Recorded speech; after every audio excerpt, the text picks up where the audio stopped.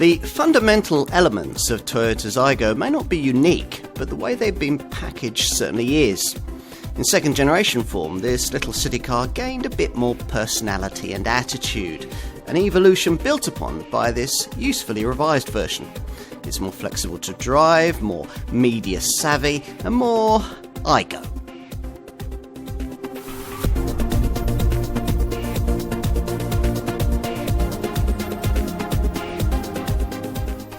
So, what makes a car feel fun? Sprightly handling, cheeky looks, clever marketing? Well, can an urban runabout really qualify for purchase on those grounds? Well, with this model, an improved version of the second generation Toyota Aygo, we're told that it can. Now, you might think you know this car, but if you haven't tried the enhanced version of this Mark II model, launched here in the summer of 2018, then you probably don't. Now, yes, it does share its mechanicals with the original design, and no, it's not quite the same.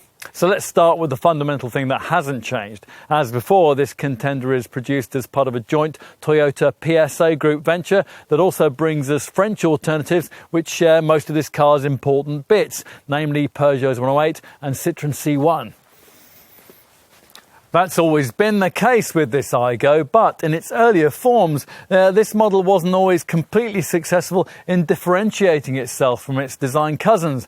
Now, that's something Toyota better addressed with the original version of this Mark II model, which was launched back in 2014, and it's an approach that's further developed with this improved lineup.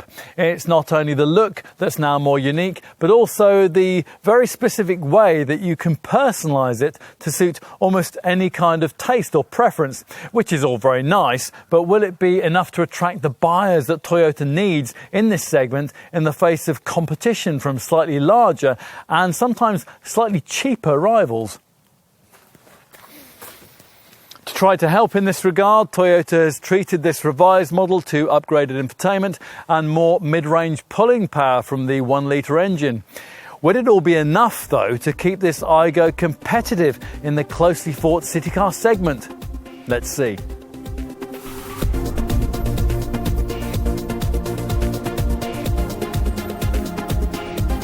The Aygo has always been pretty single-minded in its choice of engine. In the past, its Citroën and Peugeot development cousins have supplemented this design's core 1-litre 3-cylinder power plant with a perkier 1.2-litre unit, but Toyota's never bothered. The 1-litre engine, the company will rightly tell you, suits this car best, so it makes sense not to diversify from it, but to make every attempt to improve it, which is exactly what's happened here. Now, the key change relates to pulling power, which has been refocused in the middle part of the rev range, which is where it's really needed. You probably won't be interested in the engineering updates that have been made to achieve this: a differently shaped exhaust port, improvements to the cylinder block, the addition of a variable valve timing mechanism onto the exhaust camshaft, and so on. Forget about all that. What you need to know here is that pulling away in first and second gear is now slightly easier, and you won't have to change down quite as often if you're darting for a sudden gap in traffic. Unfortunately, all this is relative, by which we mean that Toyota, like its Peugeot and Citroën joint venture stablemates, wasn't beginning from a very strong starting point with this normally aspirated little 998cc VVTi engine. Even with all the improvements, peak pulling power, now down slightly to 93 Newton meters, still isn't developed until you thrash the thing all the way up to 4,400 revs, which you're going to have to do to make meaningful progress. And even then, the rest to 62 miles an hour time is a distinctly leisurely 13.8 seconds. That's provided you go for the manual model. If you choose the optional X-Shift robotised manual transmission, that's basically a stick shift without a clutch, that figure will fall to 15.2 seconds. The top speed for both variants is 99 miles an hour. Of course, if you're merely pootling about, and this Toyota will be doing that for 95% of its road-going life, none of this will be much of an issue. In fact, the 3-cylinder thrum that you get in the low to mid-rev range could be said to be rather endearing. But it certainly won't fit that description if you're, say, accelerating up a motorway slip road, or if you're cruising at the legal limit, at which point, unlike some other modern city cars, this Aygo is certainly well out of its comfort zone. The refinement thing we found a touch disappointing because Toyota wanted us to tell you just how much effort they've put into enhancing it with this revised model. 4 areas were focused on for eradication of noise: the dashboard, the A-pillars, the doors and the rear deck, and copious amounts of insulation have been added in. It's probably all led to a marginal improvement, but it's frankly not enough to meet the ideal class standard in this regard. And we're also a touch disappointed by this car's low-tech braking mechanism. Now, Toyota has chosen here to do without rear discs and opt for a cheaper rear drum setup instead. If you can live with the issues we just raised, and you probably can, then the rest of the report card is pretty positive. Elsewhere in this film, we'll tell you how this model's efficiency returns can't be bettered in the class, and that's partly because of the engine updates, which have been aimed at frugality, but mainly because this car is so much lighter than many of its rivals. That obviously also helps handling and makes this little runabout surprisingly agile and chuckable through the bends. Pitch into a corner and you'll get the predictable helping of body roll and tyre squeal that you'd expect from this kind of car. Stick with it though, and this Toyota can nevertheless be pretty good fun to pedal along, and it's aided by nicely weighted and direct steering, which will allow you to place this Aygo confidently through the turns should you be taking a few back doubles and running late for work or a coffee morning or the school run or your partner's train or your scheduled gym session. Delete any of those as appropriate. The ride quality isn't too bad either. Toyota engineers no doubt aided here by PSA French group expertise. It's hardly cosseting, but then you wouldn't expect that from a city scoot. The main thing is that speed humps and potholes don't upset this car too much, which is about as much as you can ask for in this segment. We're not so keen on the change quality of the 5-speed manual gearbox. That's rather vague and rubbery, and it works with a curiously sharp short travel clutch pedal. So there could be a good case for recommending the X-Shift clutchless transmission that we mentioned earlier if you happen to be frequently urban bound. This does come with a set of steering wheel gear shift paddles that we doubt too many potential owners will bother with, and which will probably just confuse the predominantly older buyers who tend to prefer not to have to use their left foot. In town, of course, you'll feel that you've reached the environment that this car has been specifically designed for. Here, you'll appreciate the light steering and the tight 4.8 metre turning circle. Parking is as easy as you'd expect it would be in a car with an overall length of well under 3.5 metres, with good all-round visibility that's only marred by the slightly chunky rear C-pillars. The wide rear wheel arches might be a bit vulnerable here, but since most variants will be fitted with the X-Touch multimedia system's standard reverse parking camera, that shouldn't be too much of a problem. The big clear mirrors should help too. Bottom line, well, if you stay within the boundaries of this little Toyota's urban comfort zone, there's plenty to like about it. Unlike some rivals, it can't extend the envelope very far beyond that, but if for you that doesn't matter, then bonding with an Aygo might be quite pleasurable for the right kind of buyer.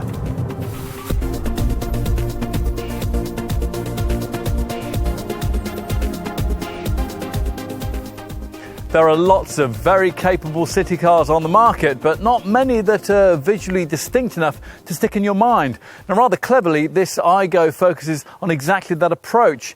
Shared underpinnings with PSA group models mean it can't be the most spacious or the most powerful car in the class, but it can offer the sassiest looks, and it does. Now, in a crowded marketplace, it's better to have a design that half your potential customers love rather than one that nobody objects to.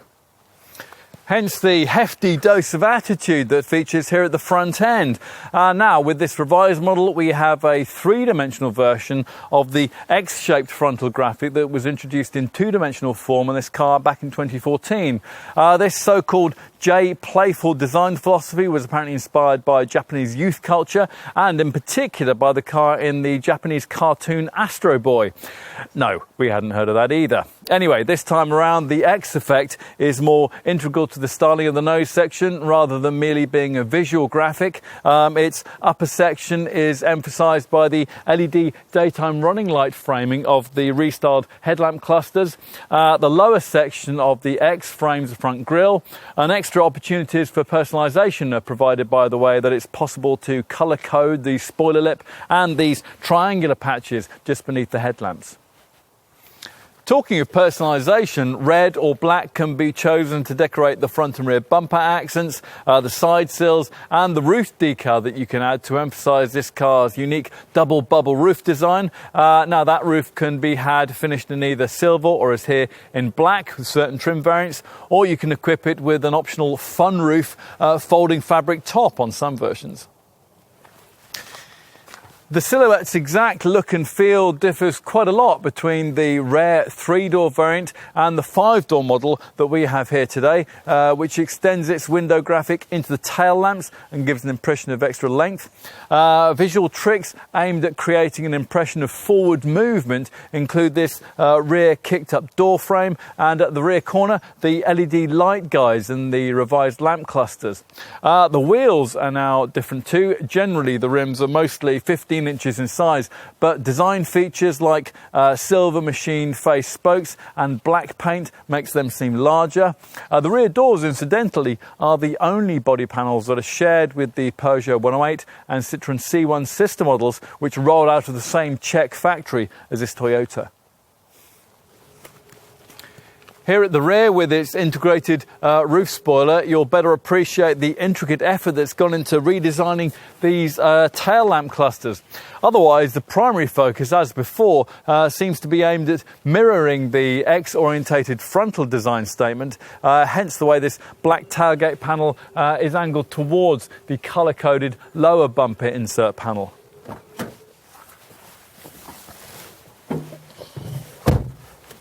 Fewer changes feature once you get inside. The circular instrument binnacle features fresh colouring and a three-dimensional turbine-style design. There's also body-coloured matching of these side air vents and some fresh upholstery trims.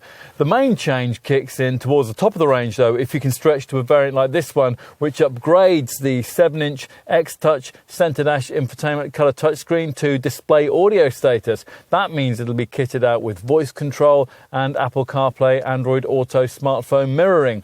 This will of course allow you to pull up navigation through a phone app, although if you'd rather have a proper built-in navigation system, then the display audio setup, like the standard one, can also be kitted out with that. Quite a few city cars in this segment, the Volkswagen Up and its clones for example, still haven't been designed to accommodate any kind of monitor of this sort, which seems a surprising oversight given how media savvy the youthful target audience for this kind of car tends to be. Now this screen comes as standard, providing you avoid entry-level trim, and it incorporates a DAB tuner, Bluetooth and even a rear-view camera as standard. Enough with media stuff, what else? Well, it's reasonably easy to get comfortable, providing you avoided an entry-level variant without seat height adjustment. Now that's something that it's important to have because a steering wheel adjusts only up and down, not in and out. The bar graph rev counter stuck to the side of the speedo pod looks a bit odd, but the wide dashboard's nicely trimmed in this cool matte finish, and it's framed by refreshingly slim A-pillars that aid visibility. Okay, so the quality of the trim isn't quite up to the kind of thing you'd find in, say, a Volkswagen Up, but the design's more interesting, which takes your mind off the fact.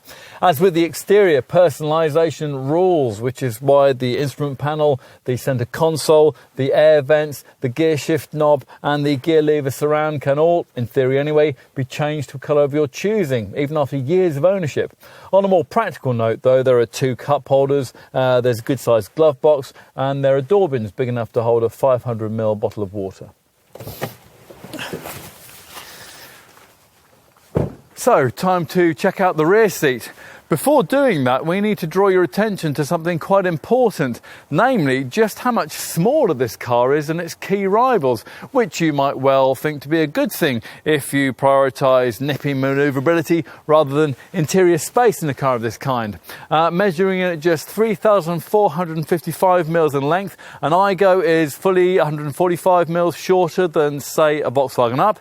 It's 210 mils shorter than a Hyundai i10, and a massive 486 mils shorter than the Ford Ka+. And these are big differences. So once you've squeezed your head under the swept-back roofline, don't expect this back seat to be terribly spacious. It isn't. Adults will find their knees brushing the front seat backs and their heads very close to the ceiling. But then just how often do adults travel in the back of a city car like this? Well, almost never is the answer. And if it does happen, then the journeys are usually very short. The rear seats in runabouts like this are usually used for kids, and they'll be just fine with the accommodation provided. Well, space-wise anyway.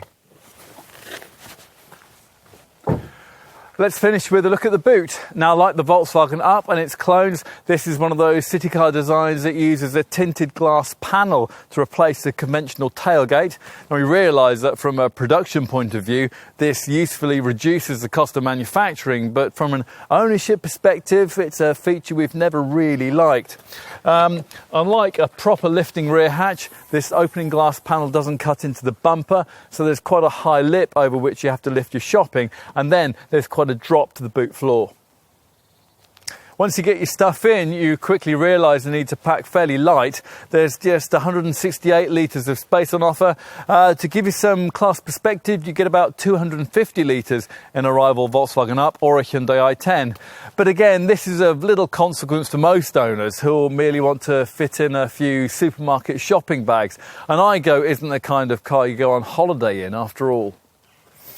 For those occasions when you do need more space and your Aygo is the only thing on hand, you can of course fold the rear backrest. Provided you avoid entry-level trim, it splits 50-50.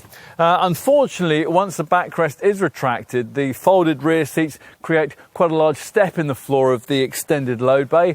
Still, in this configuration, you get 750 litres of space to play with. And if you need more space than that in a city runabout, well, it might be time to change your lifestyle rather than your car.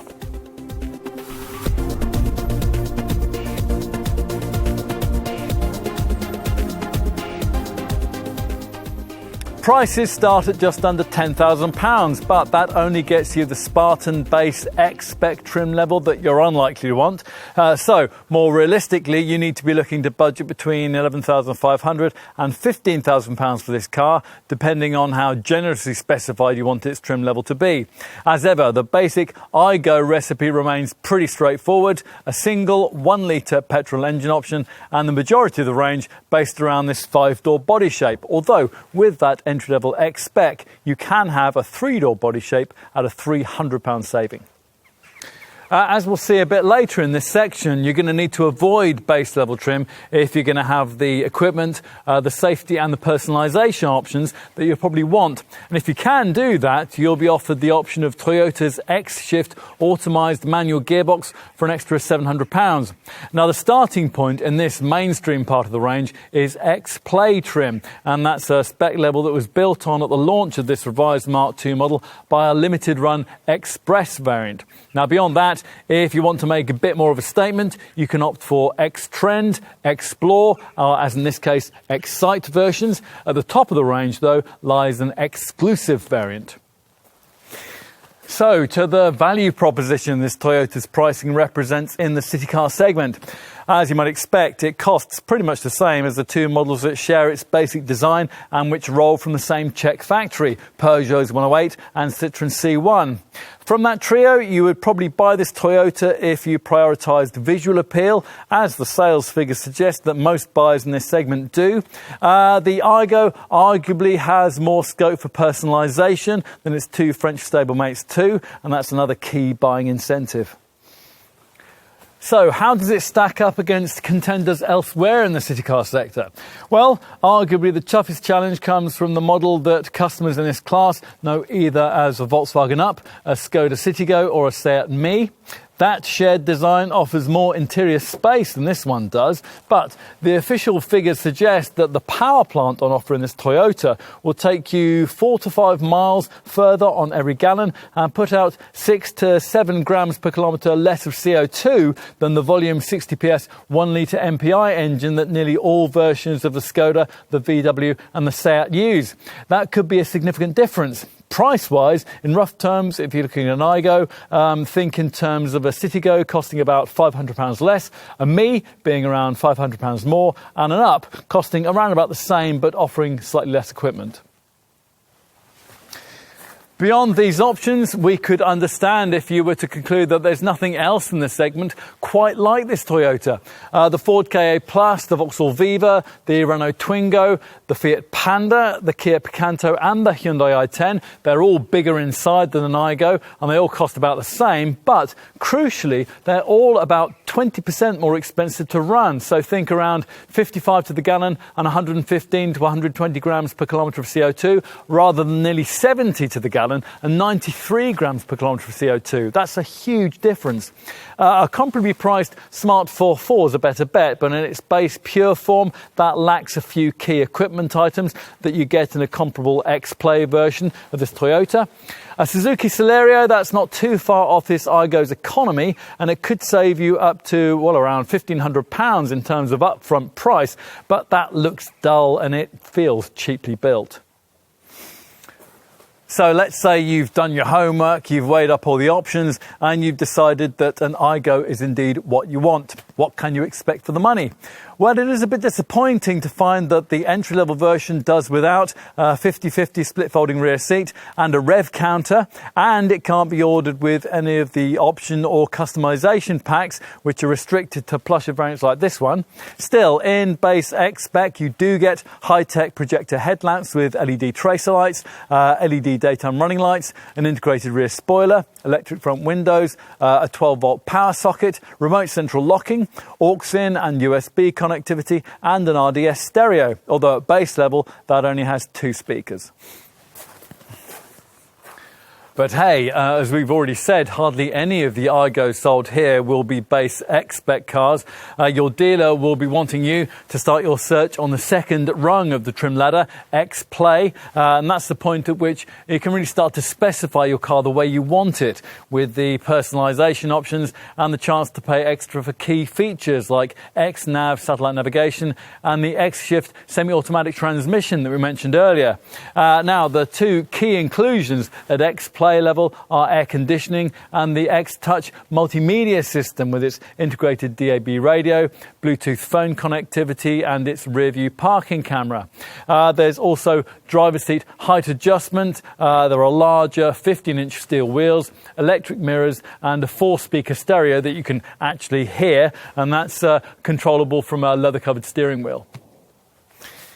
Should you go further up the lineup? Well, if you want your Aygo with a few real niceties, Apple CarPlay, Android Auto, smartphone mirroring, for example, you're going to have to. Now, in the mid-range, there are X-Trend and Explore variants, plus this X-Sight model and the limited edition Express version we referenced earlier.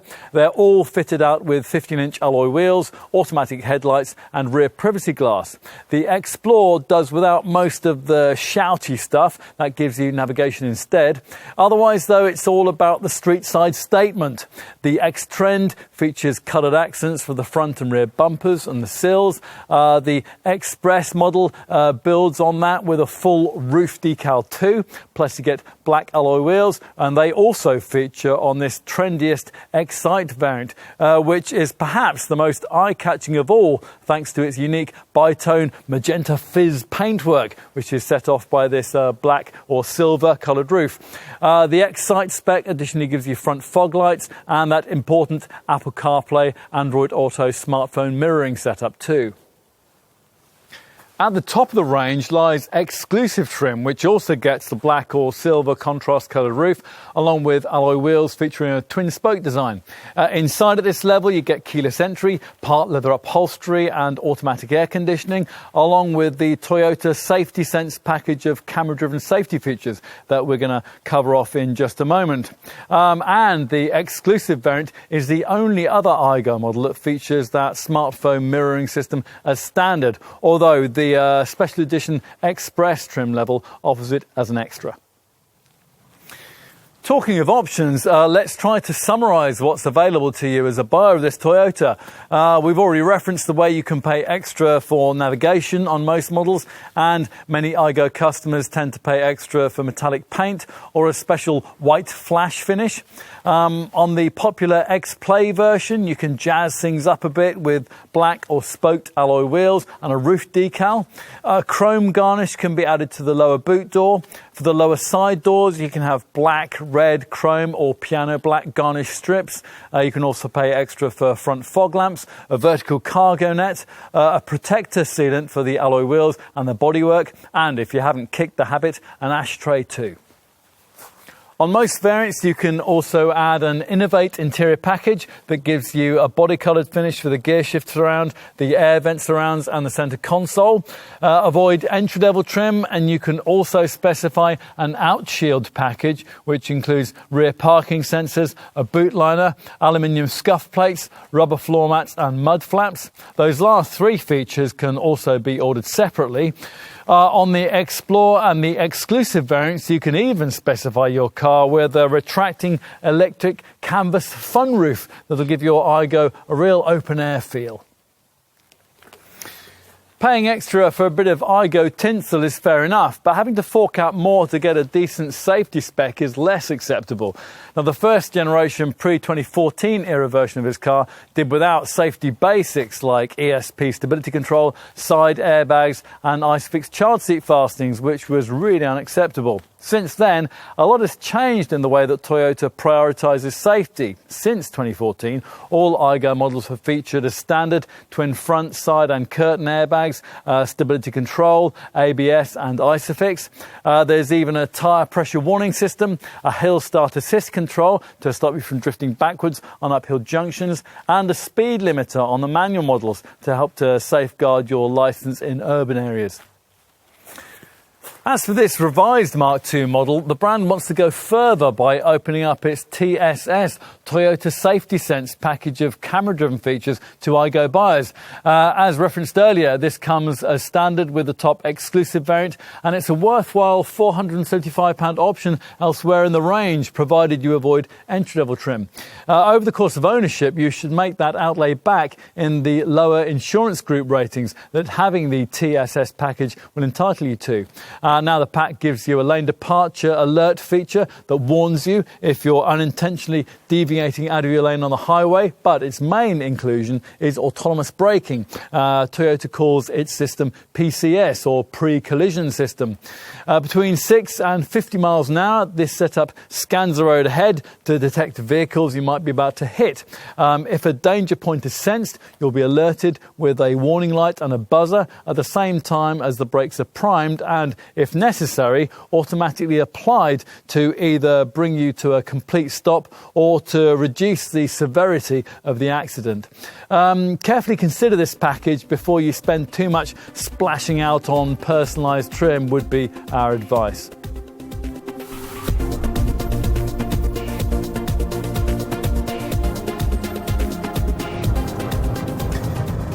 Toyota's perspective is that a small city car should be, well, small, and here is where that approach really pays off. We commented in our design and build section just how much shorter this car was than its A-segment rivals, and that of course means it's lighter too. An Aygo can weigh as little as 840 kilos.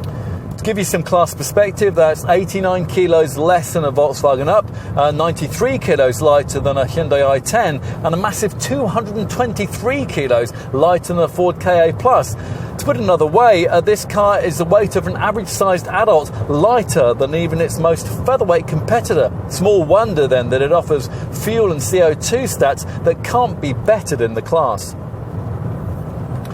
The figures in question, 68.9 mpg on the combined cycle and 93 grams per kilometre of CO2 for a manual variant, can of course be equalled by the Peugeot 108 and Citroën C1 models that share all this Toyota's engineering and fundamental design. But otherwise, as we referenced in our market and model range section, any other car in this segment is going to cost you quite a lot more to run. Think around 55 to the gallon and 115 to 120 grams per kilometre of CO2 from most rivals. Some, like the Ford Ka Plus, are much worse than that. The magazines don't tend to emphasise this point when they wax lyrically about the interior space of a Volkswagen Up or the sharp driving dynamics of a Ford Ka Plus. We don't know why.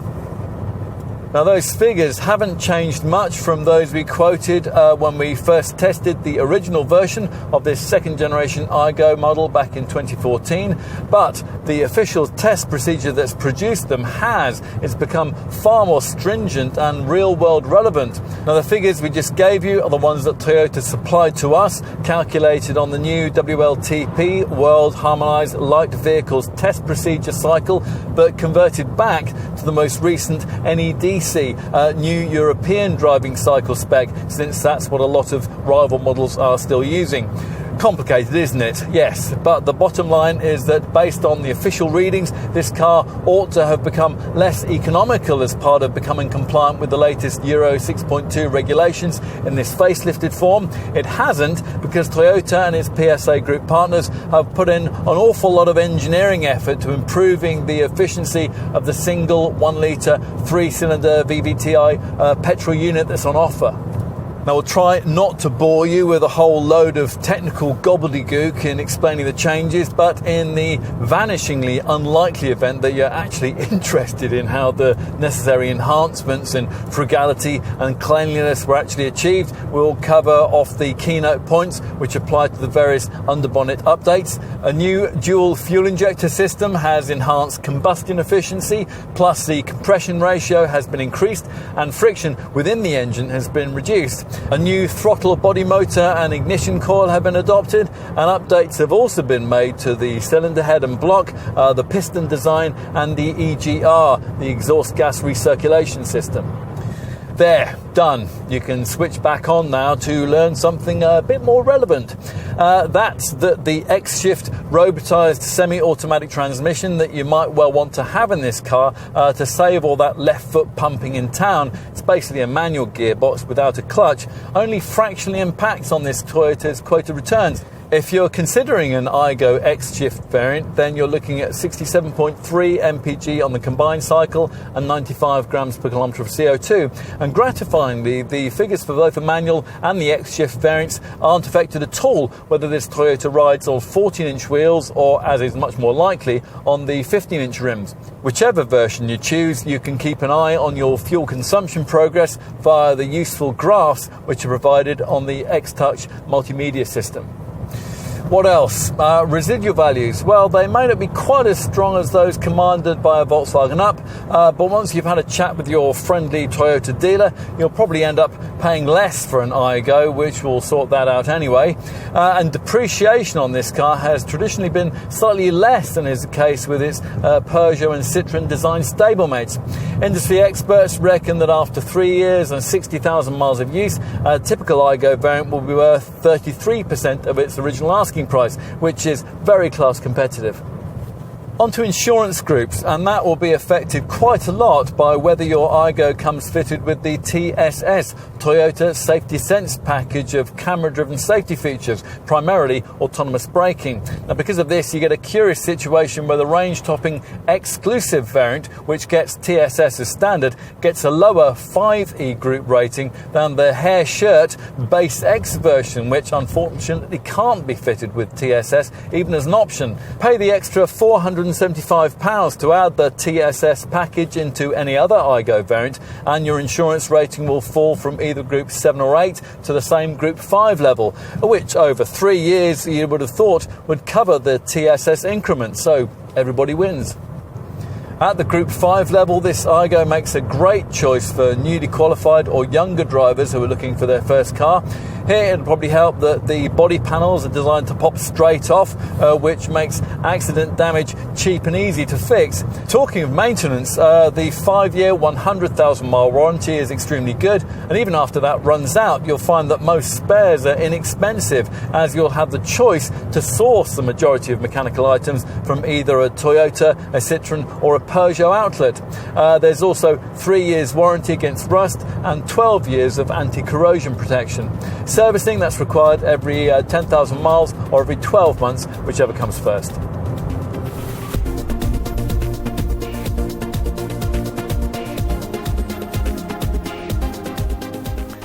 In many fundamental respects, this Aygo's recipe remains much as it always was. The wheelbase is still the same as the first generation model, launched more than a decade back. You still find a 1-litre 3-cylinder petrol engine beneath the bonnet, and the basic handling dynamics are essentially little changed. Even the interior accommodation is much the same.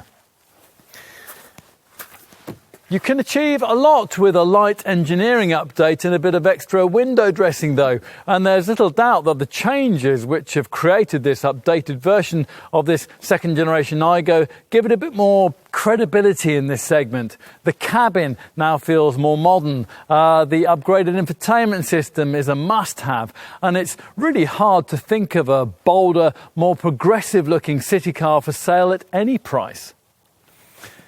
Yes, it is a design that might still disappoint in terms of total cabin and luggage space, and the improved handling still doesn't quite hit the class benchmark. But satisfied buyers will tell you that the cheeky looks and the vast options for personalisation more than compensate. Now, these people may not notice this revised model's slightly better refinement and its greater degree of engine flexibility, but it's good to have it anyway. And in summary, well, Toyota's customer research reveals that the way that a city car looks is the most important factor in influencing people to buy it. To be frank, though, the market's known that for some time, so it's surprising that more brands in this segment haven't taken this reality more to heart in designing interesting and visually expressive contenders in this class. Now, Toyota has, and that's why this Aygo, the sector's third bestseller, regularly racks up more sales and apparently more complete entrance in the segment. It's all about getting your priorities right, and this car seems to have managed to do just that.